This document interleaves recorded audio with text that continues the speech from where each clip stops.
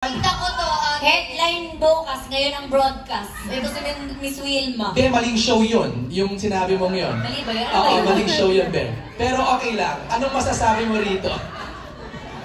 Maling show ba yun? Yes, ba Ben. yun? Pero love Collab kita. na kasi ngayon ni Collab. Oh, yeah. Mali.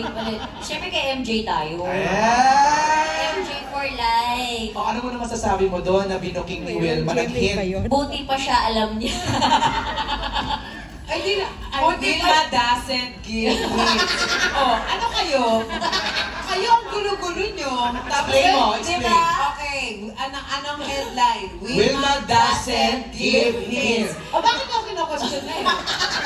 Wala ko hint. Sabi nga sa'yo, ito naman madamot, ayaw magbigay ng hint. Okay. Nung tinanong ako kung sila ba, sabi ko, kasi lagi sila sa tent eh. O, masama ba yun? Tapos, sila ba? Parang. Tapos, yun yun. O, tapos yung nag-headline, Wilma doesn't give hint. So, hindi yun totoo. Wilma doesn't said. Doesn't nga, di ba? Actually, si Miss Wilma, ano talaga siya? Push na push. Gusto niya nga gumawa ng GC, di ba? Hindi ako si Lovely ang gumawa ng GC. Ikwento mo yung GC mo.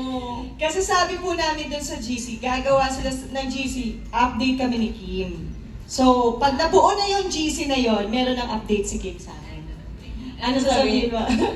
Kami na! Kanan! Pero wala pa kasing GC. So, wala pang GC. So, wala pa po kami ma-update. Alright. Tag-alright na lang ako, no? Okay, next question. Kaya naman gamit, MJ. Mali No, pa rin binabasa ko sinabi kasi ng itong tagline. ang ganda na itong next question. Ang ganda. Mula kay Chad, the Manila Feed. Since yung title parang talks about ghosting sa relationship, na-experience nyo na ba na biglang nag-disappear ang partner nyo at ano naging effect nito sa inyo? Kahit sino sa cast, meron ba naka-experience nun? Diyos me, dalawa nga yung anak ko, di ba? Nag-ghosting ako. Ay. Disappear. Oh. I have 2 children. I have Ashana and Svetlana. That's it. I move on with my life and my children's beautiful. So minsan, pag feeling mo gina-ghosting ka, nasasaktan ka, okay lang yun. Kasi you deserve someone better. So nag-ghosting ako ng twice, iniwan ako, nag-disappear talaga as in. And then I found my last love. O, di better. Buti na lang, gin-ghosting na ako. Hindi ko makakilala si Bebe Love. Nakita niya. Kaya okay lang yan, girl! Sabi niya, Eto na nga na siya ikaw din, akala mo ako lang ginost mo.